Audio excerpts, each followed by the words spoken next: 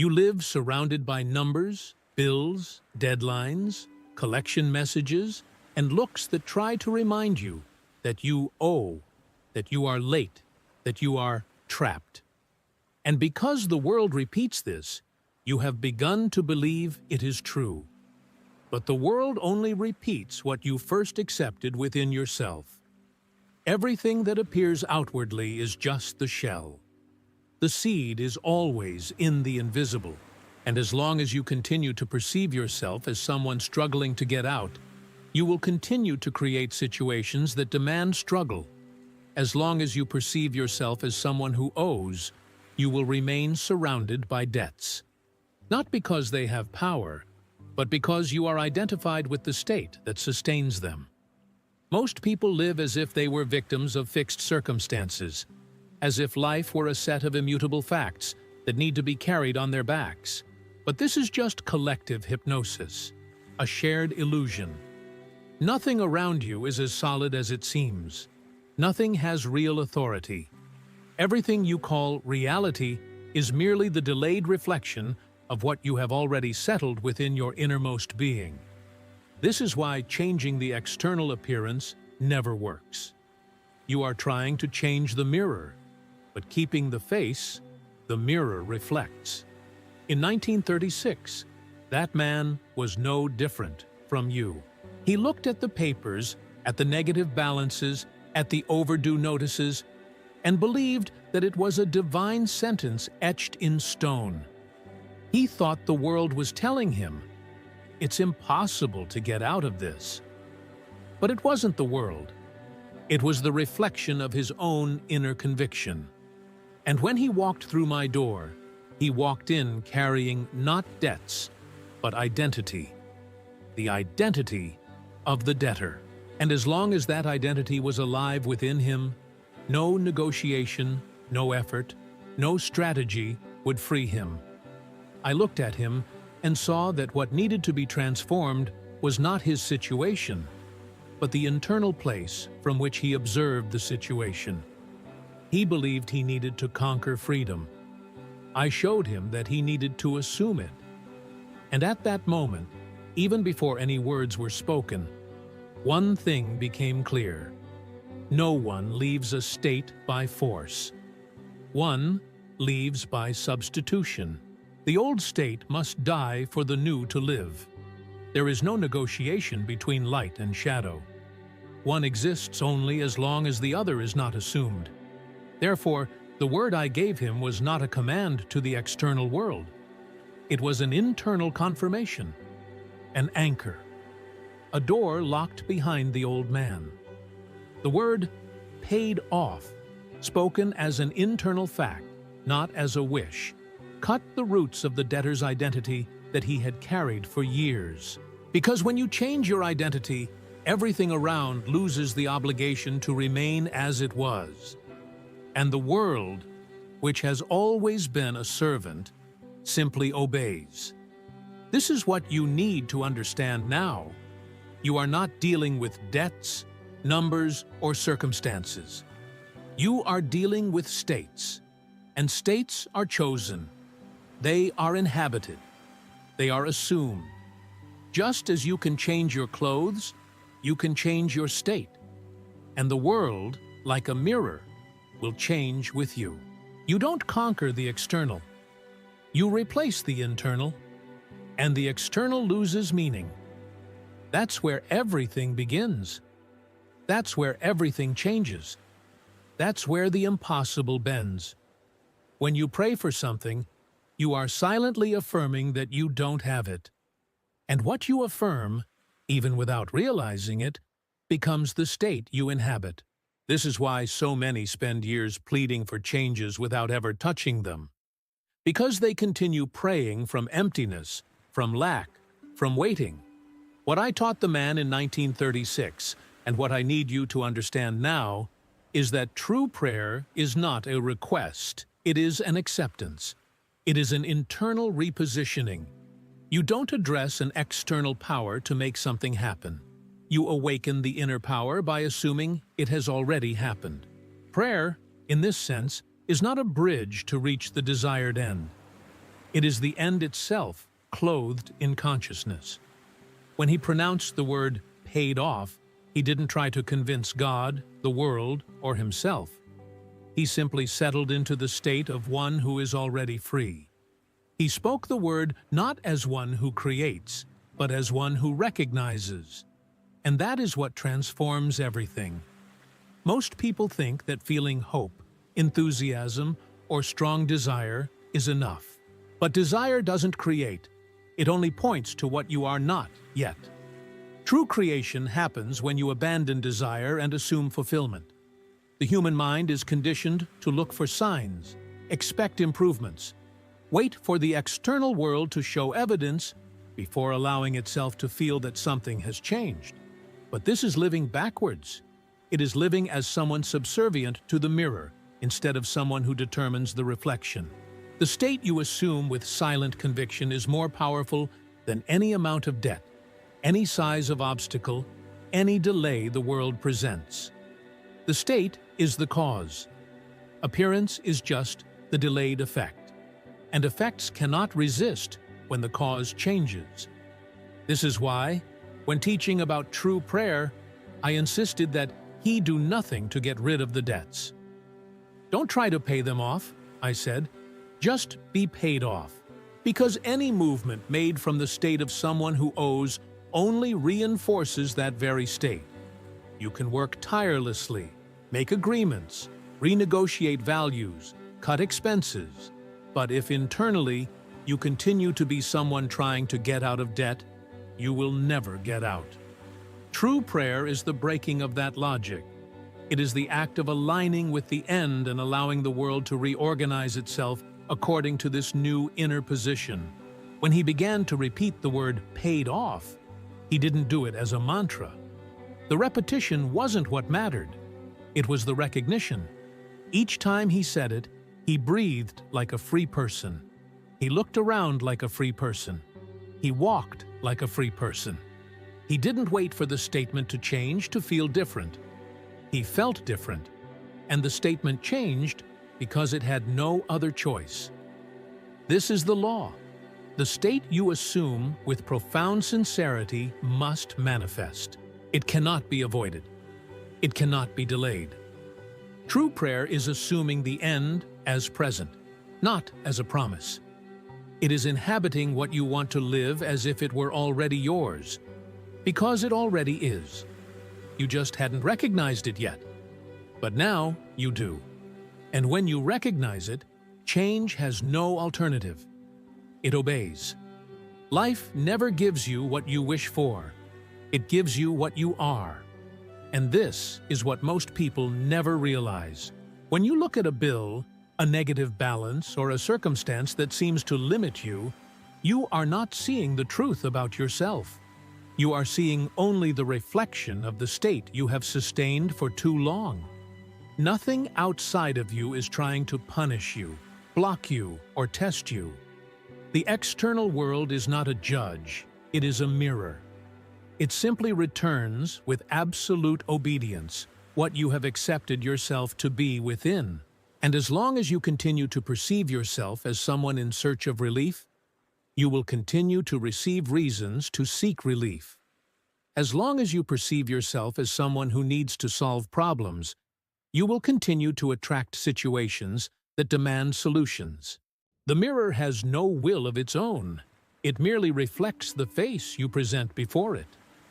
The man in 1936 lived exactly like this, reacting to the reflection and believing that the reflection was the cause. He saw debts and concluded he was a debtor. He saw delays and concluded he was trapped. Each new bill seemed to confirm an identity he didn't dare question.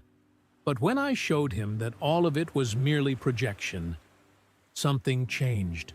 He finally understood that he didn't need to chase new circumstances. He only needed to abandon the state of being an indebted man that he carried within himself. When you try to change life through appearance, you become its slave. When you change life through state, appearance loses the power to control you. The truth is that nothing in the world outside of you can tell you who you are. You can look at numbers, documents, statements, opinions, and circumstances. But none of this has the authority to define your identity. Life shows you the state you have accepted, but never the state you are obligated to maintain. If you self-declare free, life will have to reflect freedom. If you self-declare capable, life will have to open paths. But if you self-declare trapped, debtor, late, life will continue to reflect that image. Not because it is true, but because you sustain it. Everything outside is effect. The only point of cause is your inner being. That's where everything begins. When he began to assume the state of being paid off, even before any proof, the external world began to waver. Situations that seemed solid began to unravel. Doors that seemed closed began to open. Not because destiny changed, but because the mirror was forced to change. Life does not create on its own. It merely replicates. The reflection is never stronger than the face. The debt is never stronger than the state of who you are. And who you are, you decide now. When you understand this, you stop reacting to what you see and begin to govern what you will see. This is how life responds. This is how it has always responded. This is how it will respond to you when you finally assume your true position. The past only stays alive because you insist on carrying it as if it were part of who you are. But the past has no existence of its own. It is sustained only by your memory, by your unconscious loyalty to the old state. This is why so many live repeating the same cycles, not because they are condemned to them, but because they continue to be the same person internally, even when they desire a different life. There is nothing more imprisoning than keeping alive the identity that sustains the problem. And it is precisely here that the third principle reveals itself with force. Abandoning the old man is not forgetting events. It is letting go of the character you have been playing. This character has habits, memories, beliefs, fears, and an emotional stance that keeps him trapped in certain experiences. As long as he exists within you, the world will continue to recognize and respond to him. Like a shopkeeper who insists on calling you by the same name because you haven't yet introduced yourself differently. The man in 1936 carried the character of the debtor like a second skin. He didn't just have debts. He was the debtor. He lived as such, thought as such, reacted as such. With each collection notice, his identity was reinforced. He believed he was fighting against external circumstances, but in reality, he was fighting against the role he insisted on playing. When I told him to abandon the old man, he believed I was talking about abandoning fear, worry, or the numbers. But that wasn't it. I was talking about abandoning who he was being while observing all of that, because who he was internally sustained, fed, and perpetuated every external situation he tried to resolve. When you abandon the old man, you don't make an effort to change habits. You change the root that produces the habits. You don't try to control thoughts. You change the thinker. You don't try to manipulate emotions. You become someone for whom other emotions are natural. It's like leaving an old house. You don't need to destroy every piece of furniture before leaving. Just close the door and inhabit another. But human beings insist on renovating the old state instead of simply letting it die. And as long as it stays alive, even if renewed on the surface, the external world continues to respond to the same emotional tenant. The man in 1936 only saw his life change when he understood this.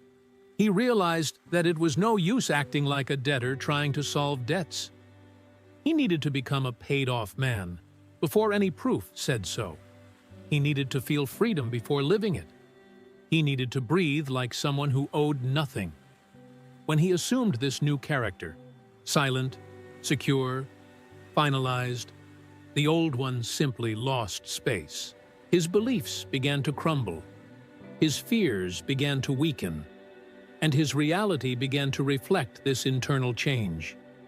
He didn't fight against the old state. He simply replaced it. And everything that was tied to the old automatically dissolved, like a dry branch that falls when the tree blossoms.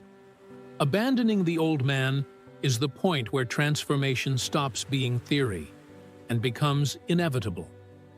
Because when you let die who sustained the old life, there is nothing left to keep it standing.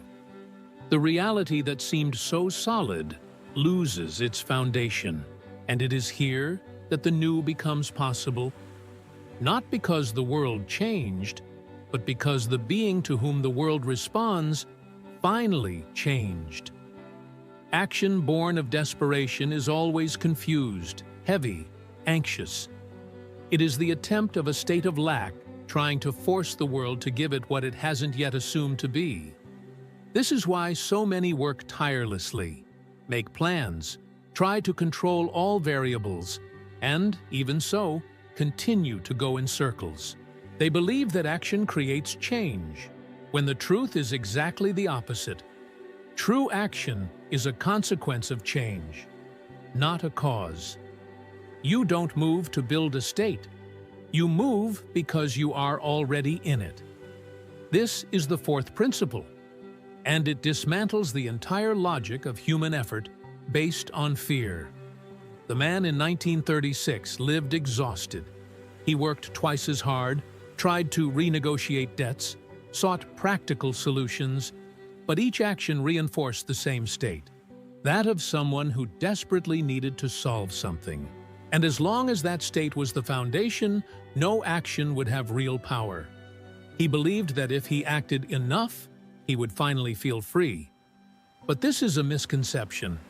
No one feels free after the situation changes. The situation changes after the person decides to be free. Freedom is the state that precedes the path, not the other way around. And so I told him, don't try to get out of debt. Feel paid off. When he accepted this, the impulse to chase after things disappeared. The anxiety ceased. Desperation lost its meaning. And for the first time, he began to act not as someone fleeing, but as someone who has already arrived. Inspired action is a silent force. It is not born of fear of what might happen, but from the certainty of what already is. It is a natural impulse, almost inevitable, that effortlessly leads you to steps that make sense. It's not hyperactivity, it's precision. It's not rushing, it's moving at the exact moment that corresponds to your new state. Actions that once seemed impossible begin to seem obvious. Paths that once didn't exist begin to reveal themselves. Opportunities that once seemed improbable begin to arise. Not because you tried harder, but because you changed the state that governs your perception. When he assumed the state of being paid off, something curious happened. He began to receive ideas he would never have considered before. He met people he wouldn't have met in another state. He perceived possibilities that had always been around him, but which the old state didn't allow him to see. He didn't force anything. He just followed what presented itself, not to achieve freedom, but because he was already free. Action born of the end is firm, simple, direct. It has no anxiety, no weight, no urgency. It is a clean action. It doesn't try to prove anything, nor compensate for anything. It merely expresses the state already assumed. This is the secret that so many ignore. You act according to what you are, not according to what you want to be. This is why changing the state changes life, because it changes everything you perceive, interpret, and execute. That man did not resolve his debts through effort. He resolved them because he began to act as someone who had no debts. Correct action can only be born from the correct being. And when you finally assume the finalized state, the right actions emerge effortlessly at the exact time, revealing a path that has always been available, just hidden by the old state. A word only becomes powerful when it comes from the correct state. Repeated out of fear, it is weak. Pronounced with doubt, it is empty. Spoken as an attempt, it is useless. But when it comes from a completed state, it becomes a decree. And a decree does not ask, does not negotiate, does not wait. It establishes. This is the fifth principle, and perhaps the most misunderstood of all. It is not the sound of the word that creates, it is its origin. The word paid off did not change that man's life because it was special. It changed because he pronounced it as someone who already was what he was saying. He didn't use the word to try to attract freedom. He used the word to confirm the freedom he had already accepted as true. The word, in this case, was not the beginning. It was the seal of the end. When you speak from lack, your words contradict your state and become mere noise. When you speak from desire, your words reveal that you haven't yet appropriated what you want. But when you speak as one who states a fact, the entire universe recognizes that vibration as law. That's how it happened in 1936. The man didn't repeat the word hoping something would happen. He used it to align every thought, every gesture, every emotion to the state of someone who no longer owed anything.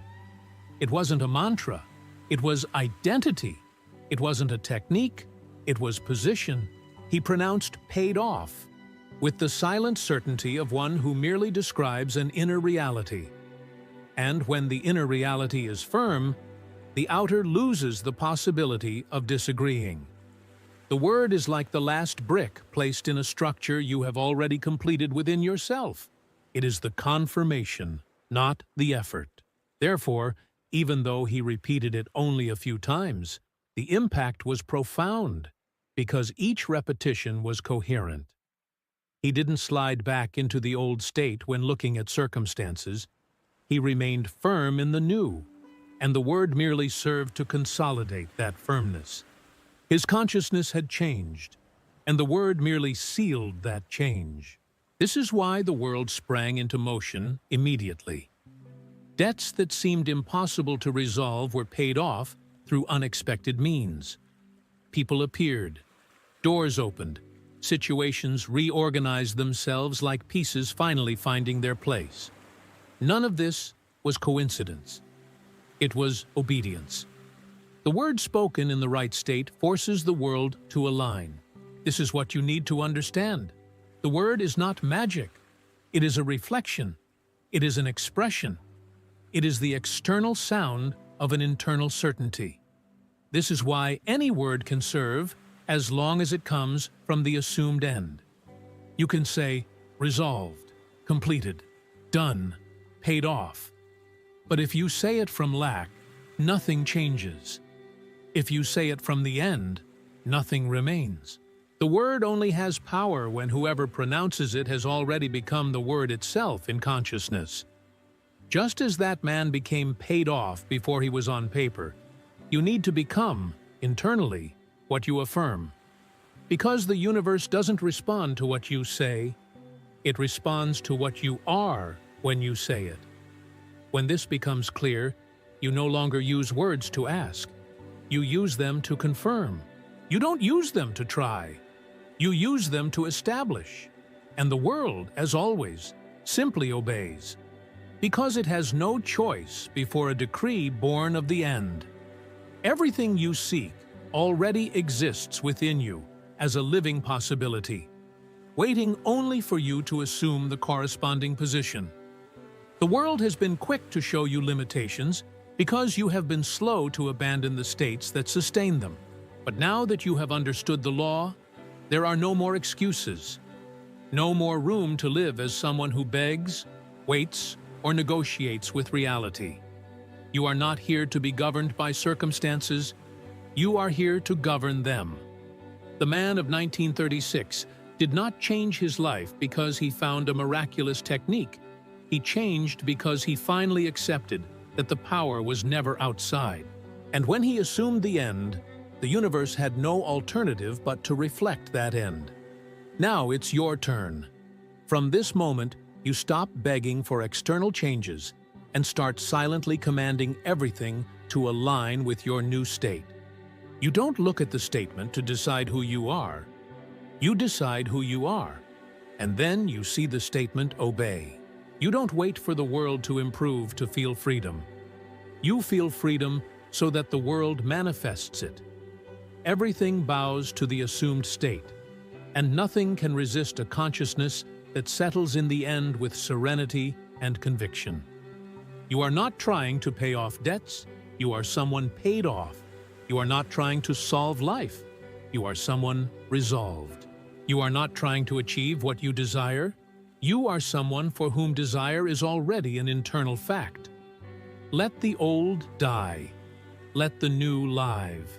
And sealing this new state with the same silent certainty that transformed that man's life in 1936, speak the word not as one who asks, but as one who confirms. Paid off. Let it echo not in your mouth, but in your consciousness. Let it become the identity you inhabit.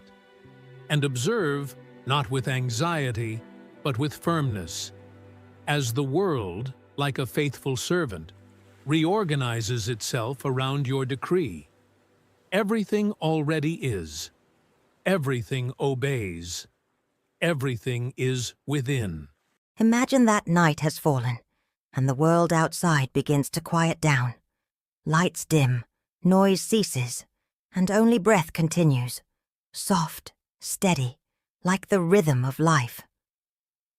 It is in this instant that everything is revealed, when silence settles in, and the mind finally stops chasing things and begins to remember that the power to attract them lies within. You don't need to force anything, nor fight against what is. You just need to align yourself with what you desire. And that begins with a simple choice, the choice of words. Every thought is a seed. Every word is a command. Life doesn't respond to haste, but to clarity. And when you speak with faith, even in a whisper, the universe listens intently, because the language of the invisible is certainty, not effort. There's an ancient wisdom that says, nothing that is true needs to be forced.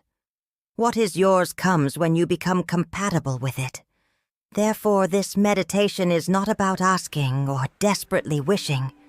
It's about remembering that you already are, already possess, already attract what is in harmony with your inner state. Perhaps you have repeated phrases, mantras, or tried to visualize wealth, but without feeling a change. And that's because the most essential element was missing, the feeling of truth behind the words. The 3 words you will now learn don't work as an enchantment, but as a key to alignment. They don't ask anything of the universe. They merely remind it of what already exists within you. When spoken with conviction, these words silence fear, dissolve doubt, and awaken the creative force that dwells in your mind. As you listen, allow yourself to rest. Relax your shoulders, ease your breath, and feel the weight of the day dissolve. All that was worry transforms into space. The past is gone. The future has not yet arrived. Only this instant exists, and in it lies the power to create, to transform, to allow good to find its way to you. Now, as silence grows within you, remember, the external world is merely a mirror of what you believe yourself to be. And starting today, you will learn to say the right words, words that will become your new vibration, your new way of existing. 3 words that seem simple but contain the force of an entire spiritual truth. Words that have opened doors, transformed destinies, and if spoken with faith can also transform yours. The first word is I. Short, simple. yet carrying the weight of the entire universe. When you pronounce it, something awakens, as if all of life pauses for an instant to listen to what comes next. The I is the beginning of all creation, the divine spark that dwells in every human being. It is the secret name of inner power, the point where consciousness and the infinite meet. No external force has more authority than this small word, because it is the origin of all identity. When you say I, you are declaring to the universe, I exist. I am cause, not consequence. I am presence, not absence. And in that instant, everything begins to respond to the vibration emanating from your being. But the I is also a responsibility, because every time you use it, you are creating. It's like planting a living seed that grows according to the type of soil you offer. Thoughts, emotions, beliefs. If you say, I am tired, the body feels and obeys. If you say, I am incapable, the mind seeks proof of it. And if you say, I am blessed, life finds ways to confirm it. The universe doesn't argue. It reflects. It is a faithful mirror of what you decide to affirm. Therefore, the I should be guarded as something sacred, used with awareness and love. Think for a moment. How many times, without realizing it, have you used I to limit yourself? I am unlucky. I am forgetful. I am poor. Each of these phrases was like a silent command sent to life, and life, obedient, responded. But just as you created these unconscious realities, you can also create new ones, higher, more prosperous, freer. Everything begins with a simple shift in inner direction.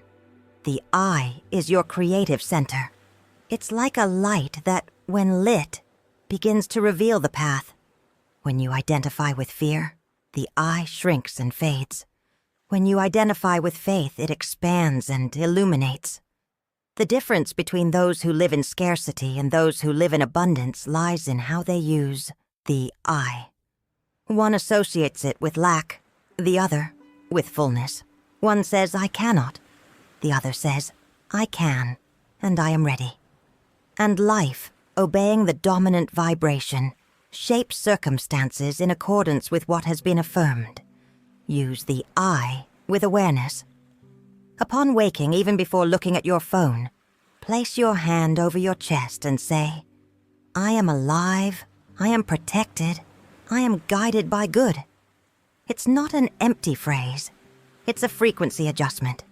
It's the first gesture of faith for the day.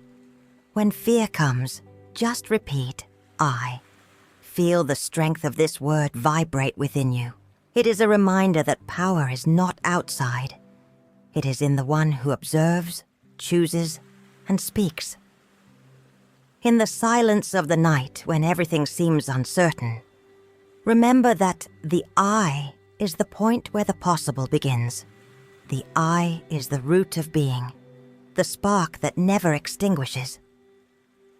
When you pronounce it with reverence, something within you aligns. And in this alignment, chaos transforms into order, doubt into direction, and fear into trust.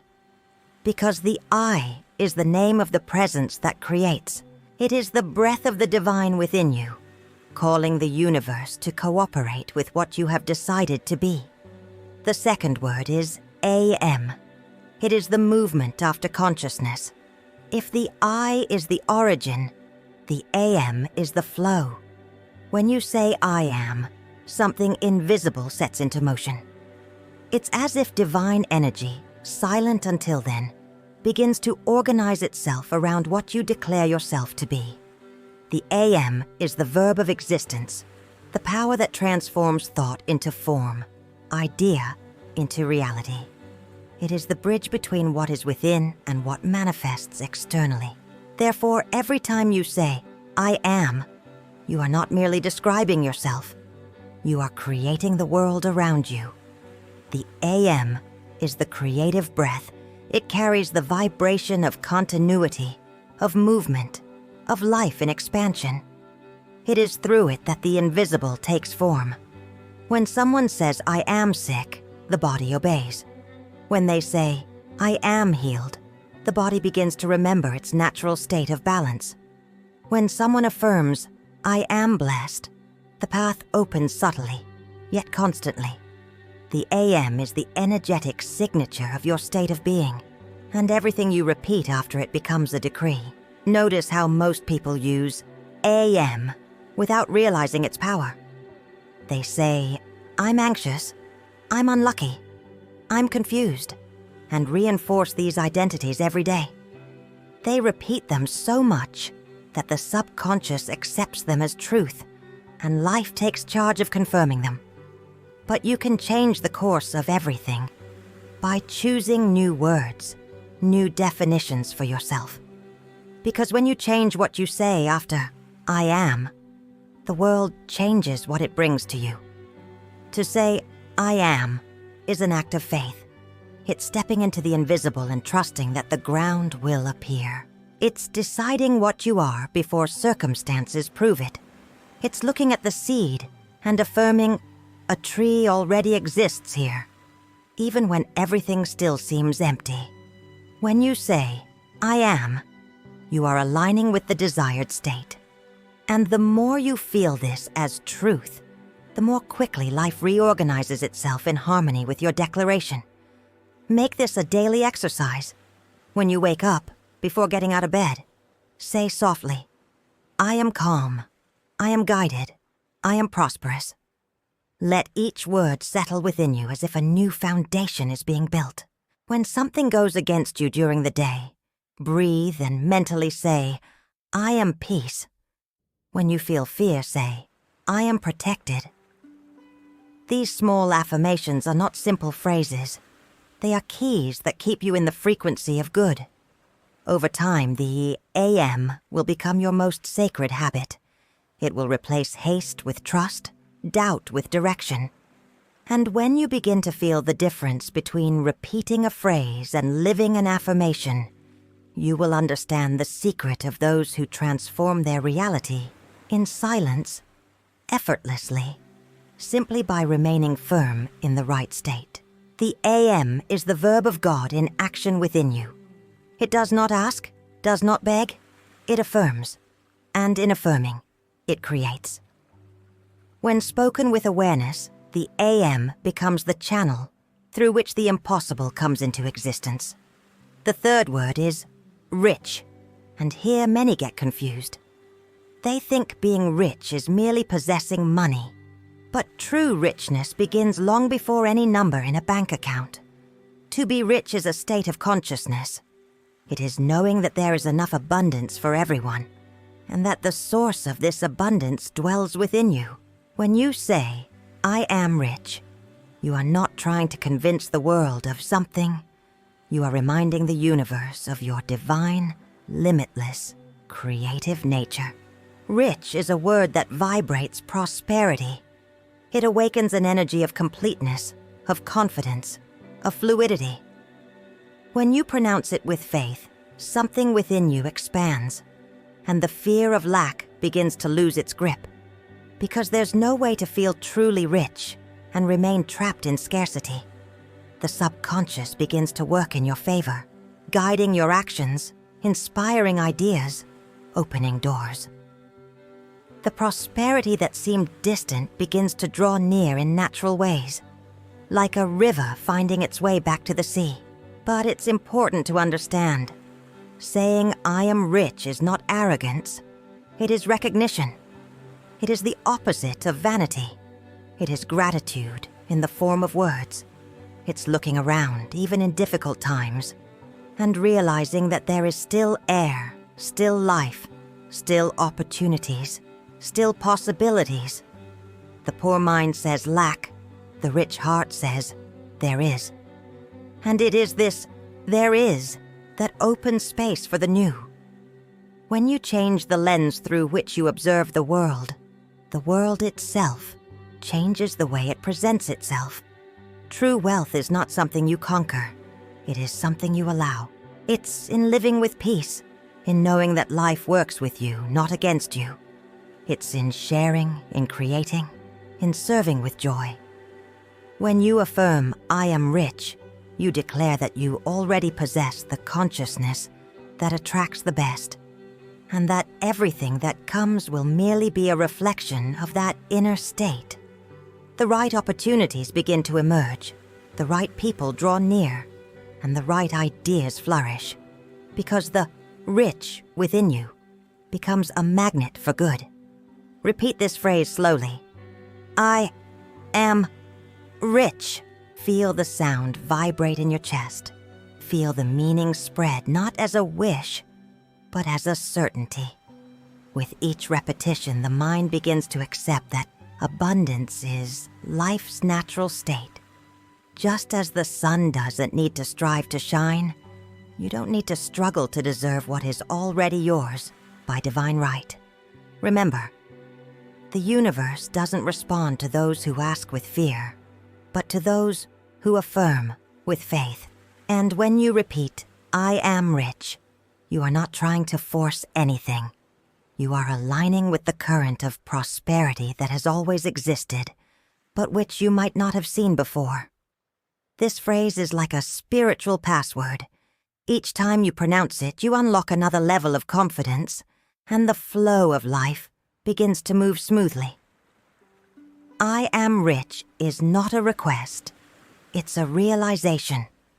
It is the remembrance that within you, there is an inexhaustible source of ideas, talents, love, and faith. When you speak these words with sincerity and peace, the universe responds with a silent echo that says, "Yes, you are." And from that instant, everything around you begins to reflect this new truth. Now that the 3 words have been revealed, it's time to understand how to use them correctly. Because it's not just the sound that creates, it's the state of consciousness that accompanies each word. The secret lies in uniting thought, emotion, and body in the same vibration. Saying "I am rich" without feeling it is like casting a seed upon the wind. It may fly, but it won't take root. Saying "I am rich" with presence, with calm breath and tranquil faith, is like planting it in fertile soil, and then, inevitably, it flourishes. The practice is simple, yet profound. Choose a moment of the day when you can be in silence, even for a few minutes. Sit with your spine straight, breathe deeply, and feel the air enter and exit, as if each breath cleanses your mind of all that weighs it down. Let worries dissolve like mist under the morning sun. And then, say softly, "I am rich." Pause between the words. Feel each one resonate in different parts of your being. The I vibrates in the heart. It is the recognition that you exist. The AM expands in the center of the chest. It is consciousness in motion. The rich shines throughout the body. It is the sensation of abundance already present. Don't rush the phrase. It's not to convince, but to remind. Remind the body what it is to live without fear. Remind the mind what it is to trust. Remind the heart what it is to be whole. With each repetition, notice how the air changes density, how your shoulders relax, how your face softens. It's a sign that the subconscious is accepting a new identity. During the day when something worries you, don't fight with the negative thought. Replace it. Breathe and repeat in silence. I am rich. Let this phrase act as an anchor, bringing you back to calm. If something doesn't go as planned, say, I am rich in solutions. If you feel a lack of something, say, I am rich in possibilities. This practice is not a denial of reality, but a recreation of it. You are teaching your mind that good is always available, and that everything you need flows naturally. Before sleeping, lie down with the lights off and repeat the phrase once more. Feel your body heavy on the bed, your heart beating slowly. and the words echoing softly within you. I am rich. Imagine yourself enveloped by a golden light, a symbol of divine abundance. See this light expanding, touching your thoughts, your home, your life. Fall asleep with this feeling of security and fullness, like one who already possesses what they desire. Over time, I am rich will cease to be a phrase and will become a state. You will begin to notice synchronicities, new ideas, unexpected encounters. Life will respond to your new vibration, not because you forced it, but because you became compatible with it.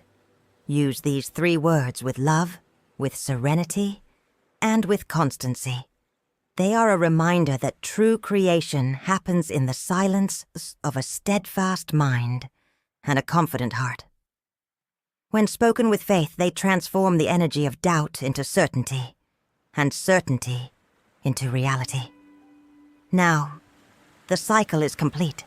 The 3 words have been spoken, and something within you has changed, even if in silence. It is subtle, almost imperceptible, like the instant the sun begins to rise and the darkness doesn't realize it's leaving. But this is how transformation happens, from the inside out, from the invisible to the visible.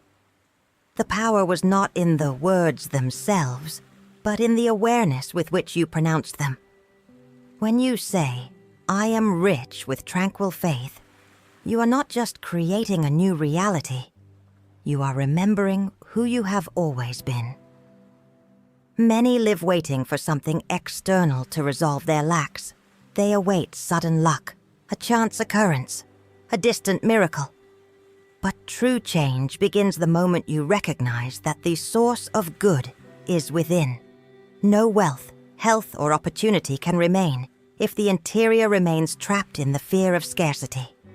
The external world is merely a reflection of internal belief. When you change the way you think and feel, everything around you begins to rearrange itself. That is why the universe does not obey force, but conviction. It doesn't respond to those who cry for help, but to those who calmly declare, I already am. Abundance is not a reward. It is a state of attunement. And this state is born when you stop fighting against life and begin to walk with it. When you stop asking and start affirming. When you stop worrying and start trusting. I am rich is more than an affirmation about money.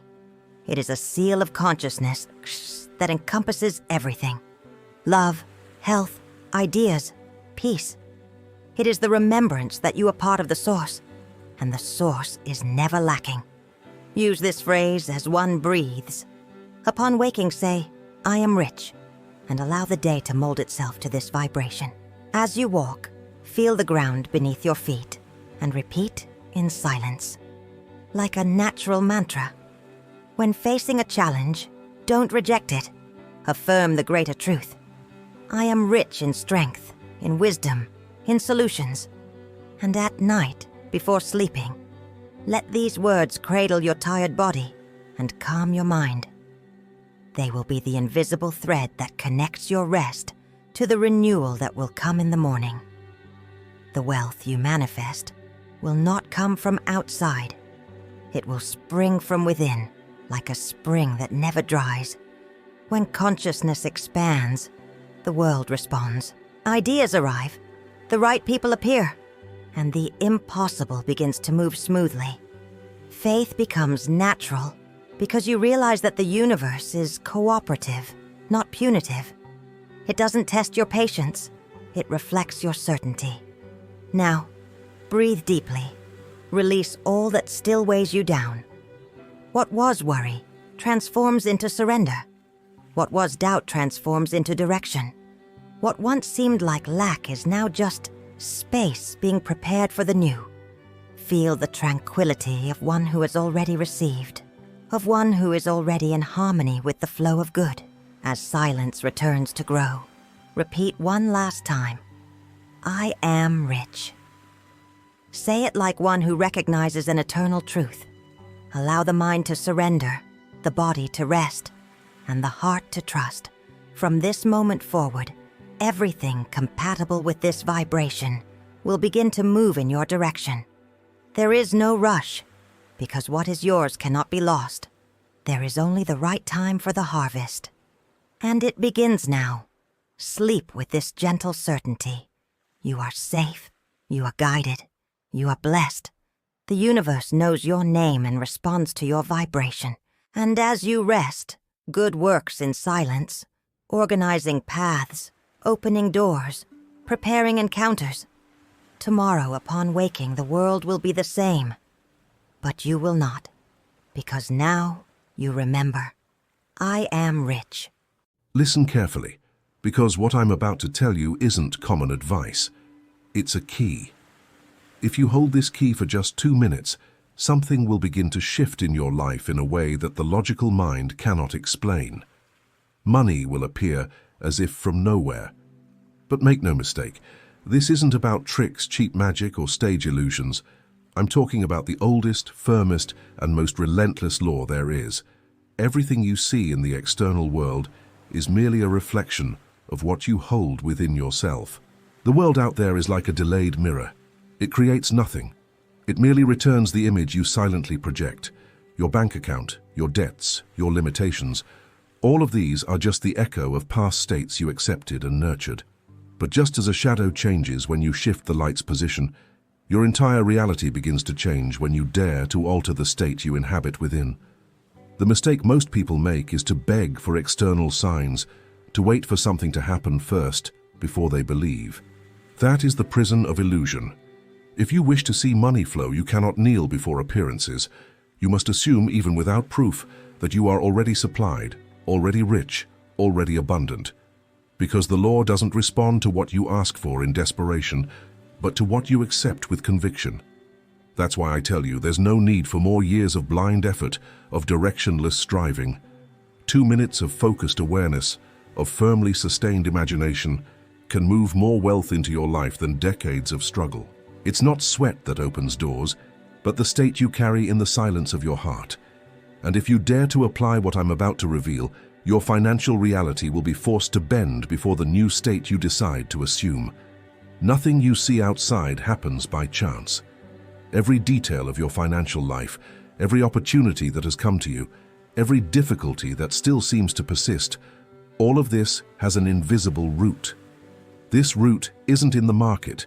It isn't in the economy. It isn't in the salary you receive, nor in the government that governs the country. The root is within you. The inner state you assume, consciously or unconsciously, is the true creator of everything that appears on the stage of your existence. The mistake almost everyone makes is to think that things happen in the world first, and then they feel a certain way. They wait for money to arrive to then feel prosperous. They wait for the bill to be paid to then feel relieved. They wait for a door to open to then feel confident. But this order is the great trap. If you wait for the external to change before you change internally, you will spend your entire life stuck in the same cycle, because the reflection never moves before the image. Imagine a mirror. You stand before it and raise your right hand. The reflection obeys. Now try asking the reflection to raise its hand first so that you can then raise yours. No matter how long you wait, this will never happen. The external world works exactly like this. It is the mirror of what you assume to be true within yourself. If you insist on looking at lack and convincing yourself that you are poor, limited, that you cannot succeed, the reflection has no choice but to confirm this image. But if, even in the face of all contrary appearances, you dare to silently affirm, I am abundance, I am wealth, I am supplied, then the reflection must bow before this new identity. It is at this point that many fail because they still believe that reality has power over them.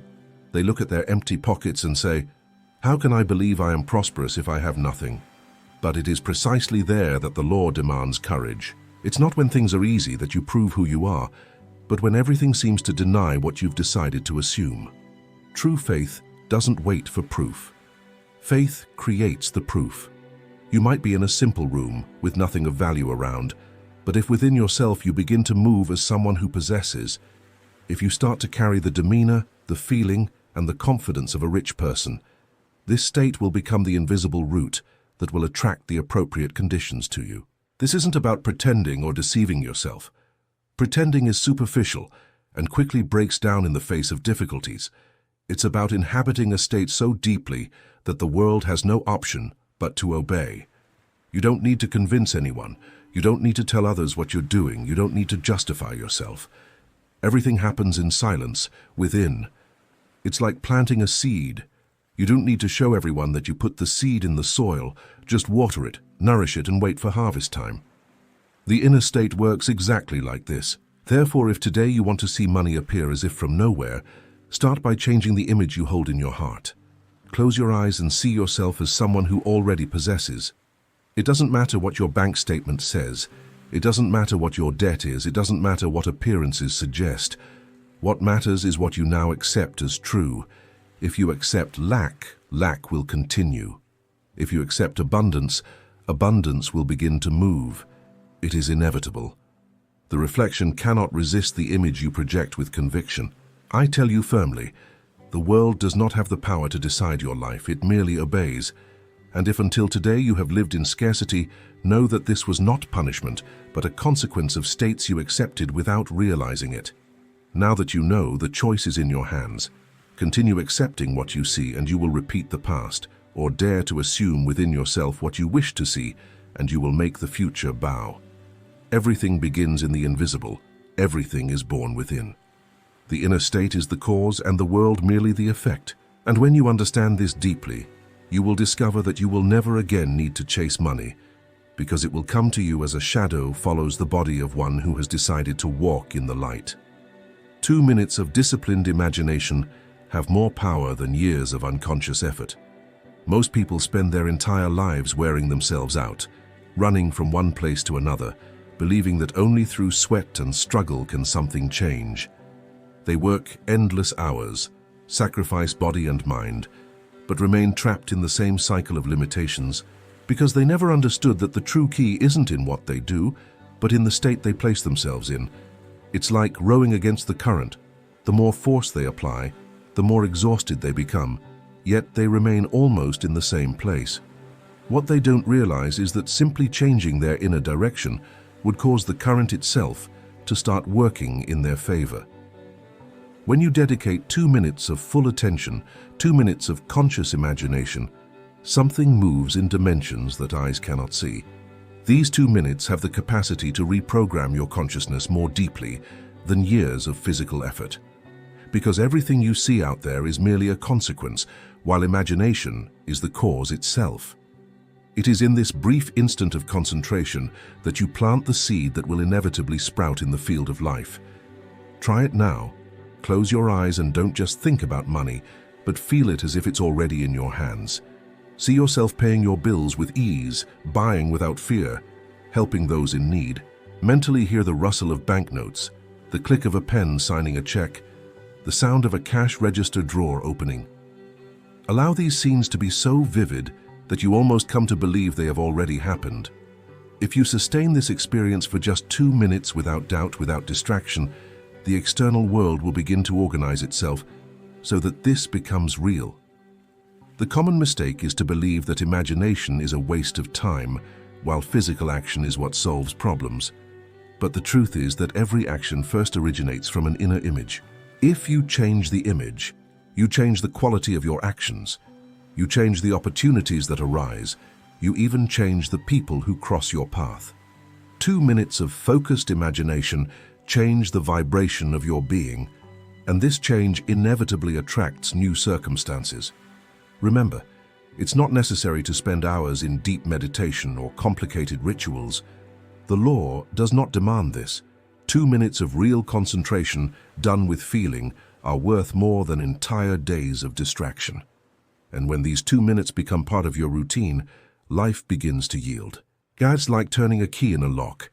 It's not the force with which you push the door that matters, but the simple act of turning the right key. These 2 minutes are the key. Therefore, do not underestimate the power of a little time invested in what is essential. In just 2 minutes, you can set in motion invisible forces that will radically transform your financial life. While the world rushes in desperation, You, in silence, can achieve what seems impossible. The secret is not in running faster, but in learning to stop, close your eyes, and command reality from the invisible source. What you create in 2 minutes of conviction becomes more solid and inevitable than years of unconscious effort.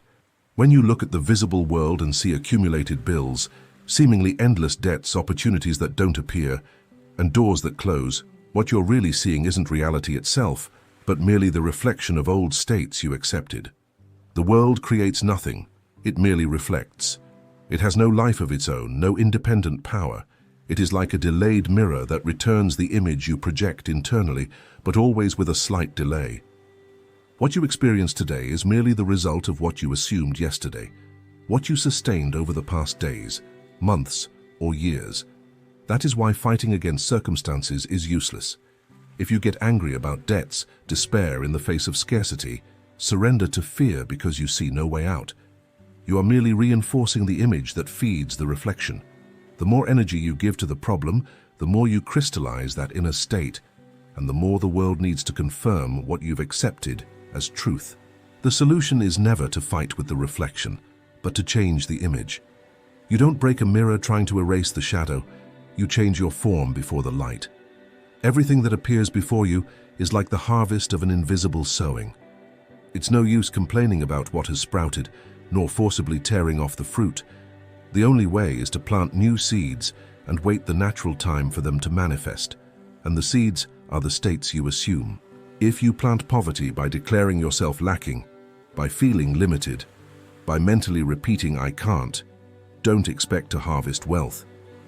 But if you begin to plant, even in silence, internal affirmations like "I am supplied," "I am abundance," "I am prosperity," this new seed will begin to manifest even if circumstances say otherwise.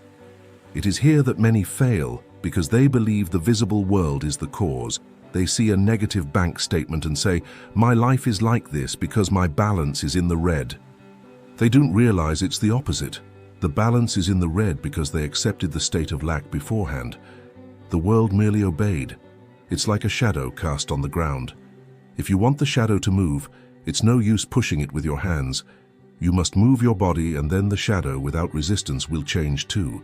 This is the law. The world has no power of its own. It merely reflects your inner identity. If you change from within, the reflection changes inevitably. The problem is that most people try to reverse the order, desperately rushing to force circumstances to change first, and get frustrated when nothing happens. They don't realize they're just fighting with a mirror. It's like asking the reflection to smile before you do. The reflection has no initiative. It can only return what is shown to it. Therefore, when you look outside and don't like what you see, don't despair. Remember, that is not a sentence. It is not definitive. It is not destiny. It is merely a delayed reflection. If you wish to change tomorrow, begin now to assume within yourself the state of what you wish to experience. Sustain it, even if nothing outside confirms it. The reflection may take a little time, but it will come. And when it comes, it will seem as if money appeared out of nowhere, that opportunity fell from the sky, that a miracle happened suddenly. But it wasn't sudden. It was simply the inevitable response of the image you silently projected. Persistence is the most difficult part, and at the same time the most decisive. Because it's not enough to start, it's not enough to imagine once and then give up when the world insists on showing the opposite. The true power lies in persisting. It's easy to get excited for a few minutes, to feel rich amidst a visualization, but when the bill is due, when the bill collector knocks on the door, when reality screams in your face, many immediately abandon the assumed state and return to despair. It is at that instant that most lose the harvest. Doubt is the greatest thief of manifestation. It arrives disguised as logic, whispers that you are deceiving yourself, that it makes no sense to imagine prosperity with empty pockets, that you are wasting time. But doubt is nothing more than a test, a shadow cast to see if you truly believe in what you have assumed. If you yield, if you abandon the state, everything regresses. But if you persist, if you continue to carry the feeling of wealth even when the external denies it, then the invisible bows. The courage to persist is not passive. It's not lifeless waiting. It is an active stance, It is repeating at every moment, "It is already mine. I am already supplied. I am already abundant." It is walking with confidence even if you don't see the complete path. It is sustaining within yourself the certainty that the reflection will inevitably change, because the reflection has no will of its own. It cannot resist the image you insist on maintaining. Imagine a farmer who plants a seed and the next day digs up the soil to check if it has sprouted. If he does this every day, he will never see the harvest. The secret lies in planting, watering, and waiting with patience. It is the same with the inner state. If you abandon it every time you look outside, you will never harvest anything. But if you remain firm, even without proof, time will take care of manifesting the invisible. That is why courage is necessary. No strength is needed to begin, anyone can imagine, for a few minutes. But courage is needed to keep believing when appearances try to steal your faith. Courage is needed to smile when seeing a negative balance and still declare within yourself, "I am abundance." Courage is needed to look at difficulty and say, "This is merely an old reflection, and I have already assumed the new." This courage is what separates those who speak of the law from those who truly live it. Those who persist discover that reality is malleable, that sooner or later it yields to the pressure of the assumed state. It is like a river that insists on flowing. It can be dammed, it can be slowed, but it can never be stopped. The state you sustain eventually overflows, and the world, unable to resist, is forced to obey. Therefore, if you wish to see money appear as if from nowhere, don't just start. Persist. Hold firm to the identity of one who already possesses, even if no one believes, even if nothing confirms it, even if everything seems contrary, because the law does not fail, and the world has no choice but to reflect what you insist on being. Persistence is the key that transforms possibility into certainty, and certainty into visible fact. Now that you have heard, you can no longer pretend you don't know. The external world is not the master of your life, it is merely the servant. It obeys the state you silently sustain, and nothing can resist that. You have spent too much time begging for signs, waiting for miracles from outside, believing that change would come by chance or by someone's kindness. But today you understand. The miracle isn't out there, the miracle is you. Assume now firmly the state of one who already possesses. Don't wait for proof. Don't wait to feel ready. Don't wait for the reflection to smile first. You smile. Declare in silence, "I am wealth. I am abundance. I am supplied." Sustain this internally like someone holding a flame that nothing can extinguish. 2 minutes of true conviction can open doors that once seemed locked, can dissolve debts, can attract opportunities you never imagined. Ask no more, plead no more, lament no more. Command in silence and certainty, like one who knows they own their own inheritance.